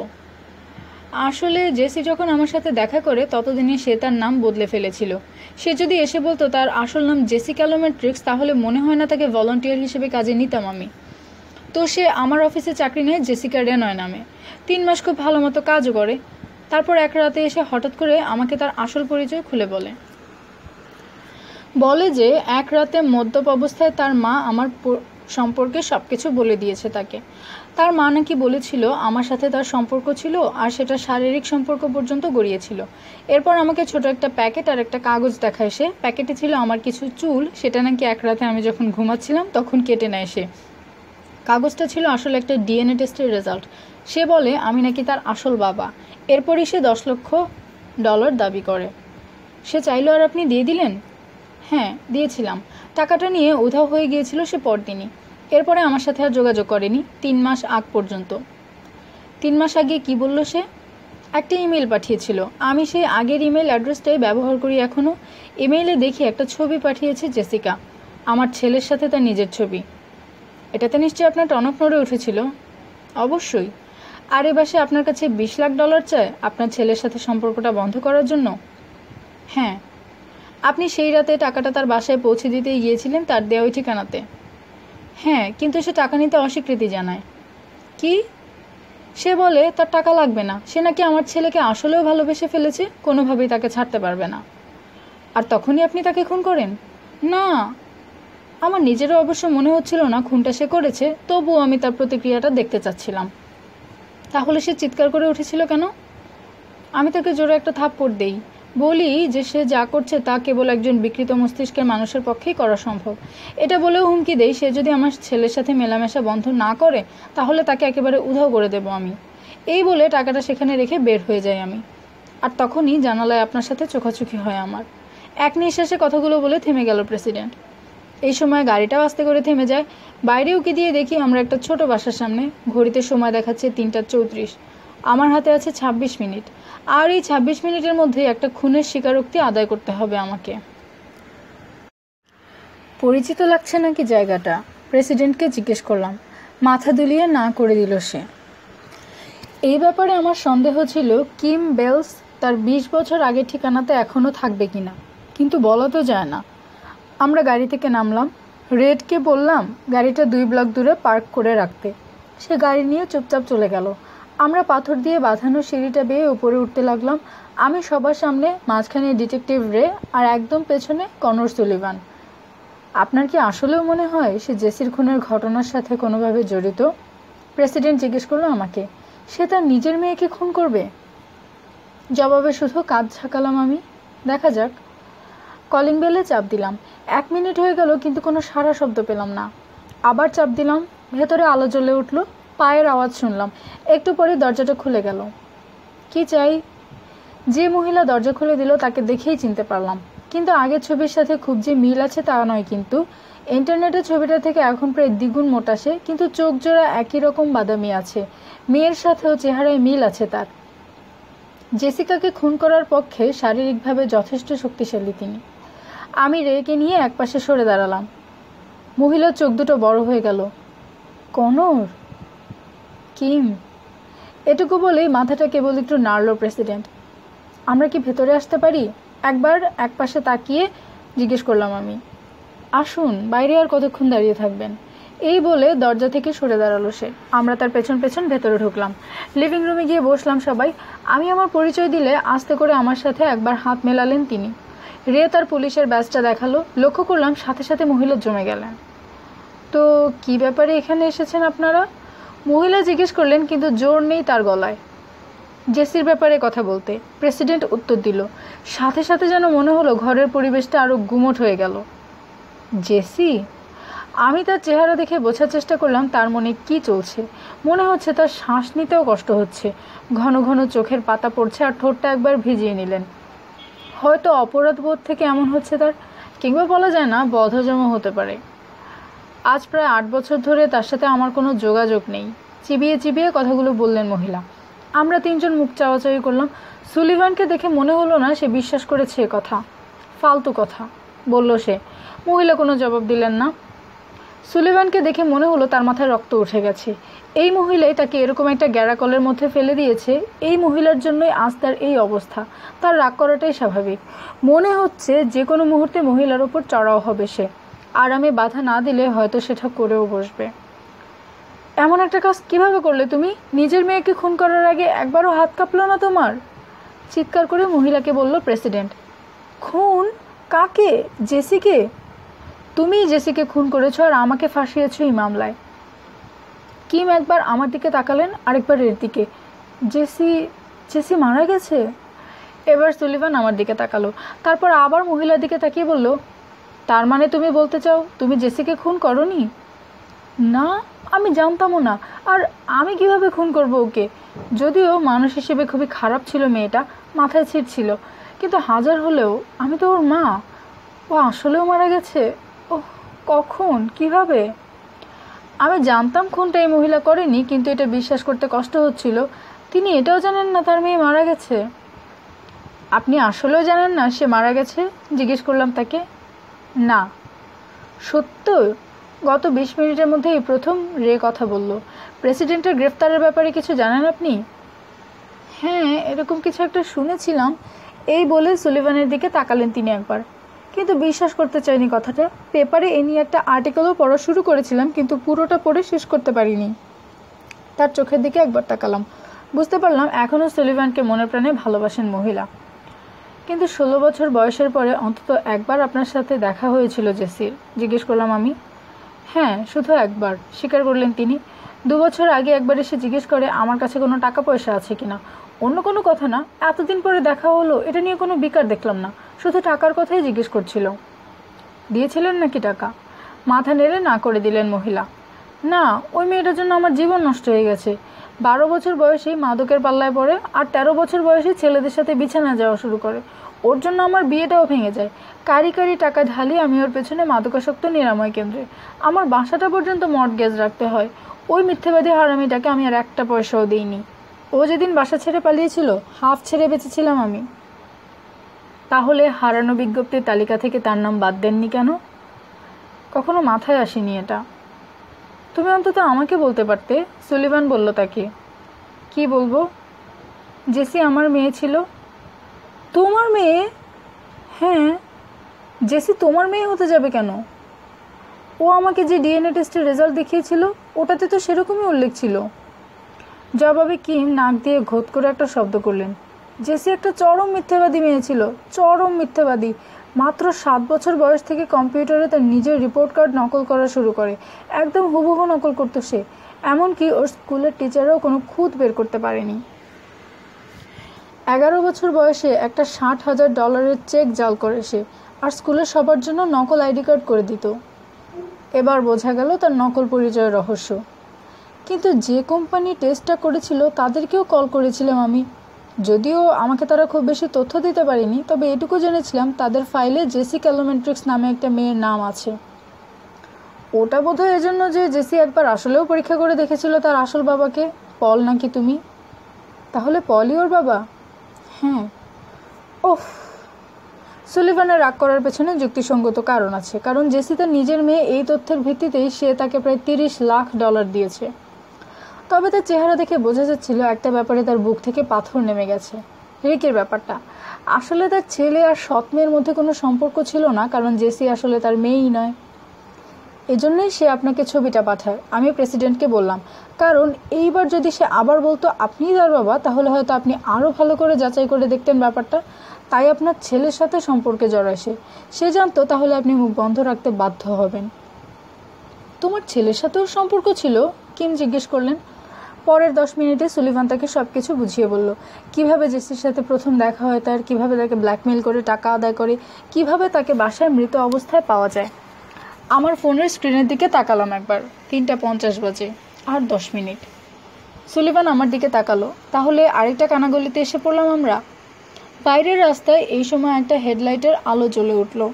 উজ্জ্বল হতে হতে বাসার সামনে এসে নিভে গেল ওটা। আমি ঠোঁটে আঙ্গুল দিয়ে সবাইকে চুপ করতে বললাম। 10 সেকেন্ড পরে কেউ একজন দরজায় নক করলো। বিনস, একটা কণ্ঠ ভেসে আসলো। বিনস, আমি এসে গেছি, দরজা খোলো। আমি আস্তে করে দরজাটা খুলে দিলাম। পল ক্যালোমেট্রিক্সের পরনে সেই একই পোশাক যে পোশাকে আমি তাকে প্রথম দেখেছিলাম। তার কপাল কুঁচকে আছে দুশ্চিন্তায়, আর ফ্রেঞ্চ কাট দাড়িটা এখনও সুন্দরভাবে ছাটা। মুখ অবশ্য হাঁ হয়ে আছে এখন তার। কী খবর পল? আমি জিজ্ঞেস করলাম। কী তামাশা শুরু করেছো তুমি এখানে বিনস? জিজ্ঞেস করলো সে উত্তর না দিয়ে। এরপর একবার তার প্রাক্তন স্ত্রী, তার ডিটেকটিভ পার্টনার আর প্রেসিডেন্টের ওপর নজর বুলিয়ে শেষে আমার দিকে দৃষ্টি নিবন্ধন করলো সে। কিম, রে, এসব কি হচ্ছে এখানে? তুমি আমাকে বলো ক্যাল, জেসির ব্যাপারে কিছু জানাওনি কেন তুমি আমাকে? রে জিজ্ঞেস করলো চড়া সুরে। প্রেসিডেন্ট যখন তার বিয়ের নিবন্ধন উল্টাপাল্টা হওয়ার ঘটনাটা শোনাচ্ছিল আমাদের, তখন একবার পল ক্যালোমেট্রিক্স নামটা বলেছিল। এরপরই রে চুপ মেরে যায়। আমি তখনই বুঝেছিলাম সে ধাঁধা টুকরোগুলো এক করার চেষ্টা করছে। ক্যাল তার পার্টনার একজন খুনি? ক্যাল একবার ঘাড় ঘুরিয়ে পেছনের দিকে তাকালো। দৌড় দেওয়ার কথা চিন্তা করলো হয়তো, কিন্তু কি মনে করে দিল না। একবার শয়তানি একটা হাসি দিয়ে দরজাটা বন্ধ করে এলো শুধু। আমার পেছনে যাদের লাগিয়ে রেখেছিলে তুমি, তারা কি এখনো হাসপাতালে? আমি জিজ্ঞেস করলাম। আমি জানি না, তুমি এসব কি বলছো? আলবৎ জানো, দুজন অফ ডিউটি পুলিশ অফিসারকে তুমি আমার উপর নজর রাখার জন্য লাগিয়ে রেখেছিলে, যাতে করে আমি তোমার স্ত্রীর সাথে দেখা করতে না পারি। কিন্তু এটা ক্যালের জানা ছিল না কিম ঠিকানা বদলে এখন এই বাসাটায় থাকে। না হলে গাধার মতো এখানে এসে ধরা দিত না সে। আমি এখনো জানি না তুমি এসব কি বলছো। তুমি দেরি করে ফেলেছ আসতে। আমি ক্যালকে এই ঠিকানাটা মেসেজ করি রের গাড়ির জানালায় টোকা মারার আগে। তাকে বলি 3:45-এর সময় আমার সাথে এখানে দেখা করতে, একা। তুমি এটা কেন করেছো ক্যাল? রে জিজ্ঞেস করলো। কি করেছি? মেয়েটাকে মেরেছো কেন? ছি, তুমি এই পাগলটার কথা বিশ্বাস করে বসে আছো? আমি জানতামই না ওটা জেসি, যতক্ষণ না প্রেসিডেন্টের সাথে ওর ছবিটা দেখি আমি। আর জেনেও বা কী লাভ হতো? উনি তো মেরেই ফেলেছেন মেয়েটাকে। প্রেসিডেন্টের দিকে ইশারা করলো সে। আপনি যদি না বলেন তবে আমি সবাইকে বলতে বাধ্য হব কি ঘটেছিল ওই রাতে। বললাম তাকে। আমি মেয়েটার কোনো ক্ষতি করিনি। একটা জিনিস খেয়াল করলাম, ক্যাল মেয়েটা বলছে বারবার, যেন ওর নিজের মেয়ে নয়। ঘড়ির দিকে একবার তাকালো, 3:54 আর 6 মিনিট। জেসি যে আপনার বিরুদ্ধে ধর্ষণের অভিযোগ এনেছিল, তারপর কি হয়েছিল? বোমাটা ফাটালাম এবার। ইন্টারনেটে এই খবরটা পেয়েছিলাম আমি। জেসি ক্যালোমেট্রিক্স লিখে গুগলে যখন সার্চ দিই, তখন এক কোণে ভেসে ওঠে খবরটা। 12 বছর বয়সে জেসি তার বাবা, তৎকালীন মেরিল্যান্ড পুলিশ বাহিনীর একজন সদস্য পল ক্যালোমেট্রিক্সের বিরুদ্ধে ধর্ষণের অভিযোগ আনে। যদিও পরে বেকসুর খালাস পেয়ে যায় সে, তবুও তখন বেশ বড়সড় খবর হয়েছিল এটা। আর কি কি মিথ্যা অভিযোগ এনেছিল মেয়েটা আপনার বিরুদ্ধে? ক্যালের চেহারাটা লাল হয়ে যাচ্ছে। আপনার কষ্টার্জিত কত টাকা তার পেছনে নষ্ট করেছিলেন তার মাদকাসক্তি দূর করার জন্য? আমি দুঃখিত। প্রেসিডেন্টের দিকে তাকালো ক্যাল। আমি দুঃখিত, আবার বলল সুলিভান। ক্যাল নাক দিয়ে শুধু আওয়াজ করলো একবার, এরপরেই সব বাঁধ ভেঙে পড়ল তার। সব তোর দোষ। প্রেসিডেন্টের দিকে তাকিয়ে চেঁচিয়ে উঠল সে। দিক বিদিক জ্ঞান হারিয়ে ফেলেছে এখন। তুই যদি কিমের সাথে না শুতি, তাহলে এই দিনটা দেখতে হতো না আমাকে। ওই কুত্তি মেয়েটার জন্য আমার জীবনটাই নষ্ট হয়ে গেছে। ক্যালের মুখ থেকে লালা ঝরতে লাগলো কথা বলার সময়। সুযোগ পেলে আবার ওর গলাটা টিপে ধরতাম আমি, বলে এ মাথা থেকে ও মাথা পায়চারি শুরু করলো সে। আমরা চারজন কোনো শব্দ না করে চুপচাপ শুনতে লাগলাম। তোমরা কি জানো জেসি কুত্তিটা আমাকে কি বলে শাসিয়েছিল ওর 14তম জন্মদিনের পর? ও আমাকে বলেছিল ওর 16তম জন্মদিনে আমি যদি ওকে ওর পছন্দের গাড়িটা কিনে না দেই, তাহলে ও আবার সবাইকে বলে বেড়াবে আমি নিয়মিত ওকে ধর্ষণ করি। ওর জন্য আমাকে পুলিশের চাকরি থেকে লাথি মেরে বের করে দেওয়া হয়। কেউই একথা বিশ্বাস করেনি, আমি কখনো ওকে ছুঁয়েও দেখিনি। এমনকি আদালতে যখন আমি নির্দোষ প্রমাণিত হলাম, তারপরেও না।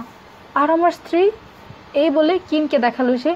আমার স্ত্রী ভেবেছিল আমি একজন অসুস্থ মানসিকতার লোক, যে কিনা তার নিজের মেয়েকে ধর্ষণ করেছে। আমাকে ডিভোর্স দিয়ে দেয় সে। এরপর 2 মাস আগে একটা স্ট্রিপ ক্লাব থেকে কল আসে আমার কাছে। নেশায় চুর হয়ে এক মেয়ে অন্য এক কাস্টমারের সাথে খুব খারাপ ব্যবহার করছে। গিয়ে দেখি আমার নিজের মেয়ে। আমি তাকে বাসায় পৌঁছে দিই। ওই মাতাল অবস্থাতেই সে আমাকে বলে তার আসল বাবা কে। ও নাকি আসলে আমার মেয়েই না। ওর আসল বাবার চুল নাকি ও ফ্রিজে রেখে দিয়েছে প্রমাণ হিসেবে। ও ঘুমিয়ে পড়ার পর আমি ওর বাসায় সব কিছু খুঁজে দেখি। কম্পিউটারে দেখি একটা ইমেইল ওপেন হয়ে আছে, প্রেসিডেন্টকে পাঠানো একটা ইমেইল। সেখানে লেখা প্রেসিডেন্ট নাকি তাকে 2 দিনের মধ্যে $20 লাখ পৌঁছে দিয়ে যাবে তাকে। আসলে তাও ওকে মারার ইচ্ছে ছিল না আমার, আমি শুধু টাকাটা নিয়ে চলে যেতাম। কিন্তু ওর হাতে প্রেসিডেন্টের ফোনটা দেখে তাকে ফাঁসানোর লোভটা সামলাতে পারিনি। ওকে গ্যারেজে টেনে নিয়ে গিয়ে গলা টিপে হত্যা করি আগে। এরপর প্রেসিডেন্টের ফোনটা গাড়ির নিচে ফেলে দিয়ে ফ্রিজ থেকে তার চুলগুলো নিয়ে বিছানার ওপর ছড়িয়ে দিই। জেসির ফোনটা 2 ব্লক দূরে ডাস্টবিনে ফেলে দিই কাজ শেষে। তাহলে তুমি এফবিআইকে জানিয়েছিলে সব কিছু? রে জিজ্ঞেস করলো। আমাদের ক্যাপ্টেন তো শালার একটা হিজড়া। কিন্তু তুমি তো পরে বলেছিলে তুমি নিশ্চিত সুলিভান খুনটা করেনি। তো আর কি বলতাম আমি? ইনগ্রিড, উল্টাপাল্টা কিছু বলে ফাঁসবো নাকি? ও তোমারই ছিল, কিম বলল। ক্যাল তার প্রাক্তন স্ত্রীর দিকে তাকালো। জেসি আসলে তোমারই মেয়ে ছিল। ও অনবরত মিথ্যা কথা বলে গেছে আর তুমি সেটা বিশ্বাস করেছো। ও যখন বাচ্চা ছিল তখন আমি নিজেই একবার ওর ডিএনএ পরীক্ষা করিয়েছিলাম। ক্যালের মুখ মুহূর্তের মধ্যে ফ্যাকাশে হয়ে গেল। দেখে মনে হলো পড়ে যাবে এখনই। আমি তাকে ধরার জন্য সামনে এগিয়ে গেলাম। না না না, পাগলের মতো চিৎকার করে উঠল সে। আমি কিছু বুঝে ওঠার আগেই আমার পেছনে চলে এলো। পাজরে পিস্তলের নলের অস্তিত্ব টের পেলাম। ওই কোনায় গিয়ে দাঁড়াও সবাই, অন্য তিনজনের উদ্দেশ্যে বলল এবার। শান্ত হও ক্যাল, এই বলে রে আস্তে আস্তে হাত তার নিজের পিস্তলের দিকে নিয়ে যেতে লাগলো। ও কথা মাথায়ও এনো না। রের হাত থেমে গেল যেখানে ছিল সেখানেই। দেখো, এরকম করে কোনো লাভ নেই এখন, আমি বলার চেষ্টা করলাম।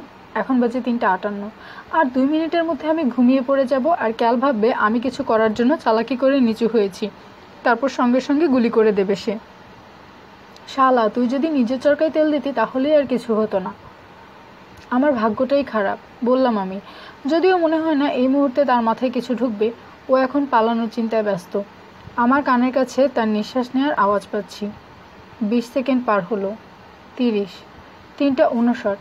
কিছু একটা করতে হবে এখনই। অদ্ভুত একটা কাজ করলাম। এরপর হাতটা উপরে উঠিয়ে ভিক্টোরি সাইন দেখালাম। আশা করি অন্তত ক্যাল এটাই ভেবে নেবে। নড়তে না করছি না, চেঁচিয়ে উঠল ক্যাল। আমি আবার সাইনটা দেখালাম 2 আঙ্গুলে। 2, তারপর একটা আঙ্গুল গুটিয়ে নিলাম। 1, তারপর বাকি আঙ্গুলটাও গুটিয়ে নিলাম। এখনই। মাথাটা তাড়াতাড়ি একপাশে সরিয়ে নিতে না নিতেই জোরে কাঁচ ভাঙার আওয়াজ পেলাম। ক্যালের দিকে তাকিয়ে দেখি তার কপালের মাঝ বরাবর একটা গুলির ছিদ্র। ঘুমিয়ে পড়ার আগ মুহূর্তে রেডকে দরজা ভেঙে ভেতরে ঢুকতে দেখলাম। ওর হাতে একটা স্নাইপার রাইফেল।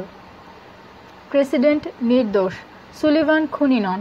পুলিশ অফিসার ফাঁসিয়েছিল প্রেসিডেন্টকে। Innocent gate. পরের দিনের হেডলাইন ছিল এগুলোই। FBI আমাদের সবার জবানবন্দি নিয়েছিল পরে, যদিও আমারটা ফোনেই সারা হয়েছিল। ঘটনার মূল প্রমাণ ছিল ক্যালের সব কিছু স্বীকার করে নেওয়ার একটা অডিও রেকর্ডিং।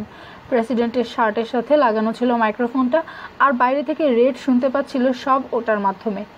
আমি রেডের বন্দুকের স্কোপের একটা ঝিলিক দেখতে পাই বাইরে, তাই সেই দুঃসাহসটা দেখাই সেই মুহূর্তে। ভাগ্যিস ক্যাল সেটা দেখেনি। পরের ঘুম ভেঙে দেখি আমি আমার বিছানায়। প্রেসিডেন্ট নাকি নিজে আমাকে 3 তলায় দিয়ে গেছে ঘুমন্ত অবস্থায়। আমার বিছানার পাশে টেবিলটা একটা কার্ড দেখতে পাই ঘুম থেকে জেগে উঠে। এই কার্ডটা দিয়ে দেশে যে কোনো কিছু করা যাবে, কিন্তু মাত্র একবার। সেটাও প্রায় 4 রাত আগের কথা। কিরে, কি করব আমরা এই কার্ডটা দিয়ে? ল্যাসিকে জিজ্ঞেস করলাম। মিয়াও। না, তাজমহল অনেক দূরে। মিয়াও। জাস্টিন টিম্বারলেকের সাথে তোর ব্যাপারটা কী রে? মিয়াও। 1 বস্তা ইঁদুর? হ্যাঁ, এবার একটু লাইনে এসেছিস। মিয়াও। জেটপ্যাক? হ্যাঁ, এটাও করা যায়। মিয়াও। না, আমার মনে হয় না।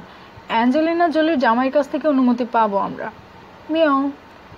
20টা মার্ডকের ক্লোন? আসলেই? এভাবে চলতে থাকলে ব্যাটা সারা জীবনই তর্ক চালিয়ে যাবে। তা না হলেও অন্তত আজকের বাকি 47 মিনিট তো চলেই যাবে। যেত যদি না নাইট ড্রেস পরা এক সুন্দরী মেয়ে ঠিক ওই মুহূর্তে হাতে 2টো কর্নফ্লেক্সের বাটি নিয়ে বিছানায় এসে না উঠত।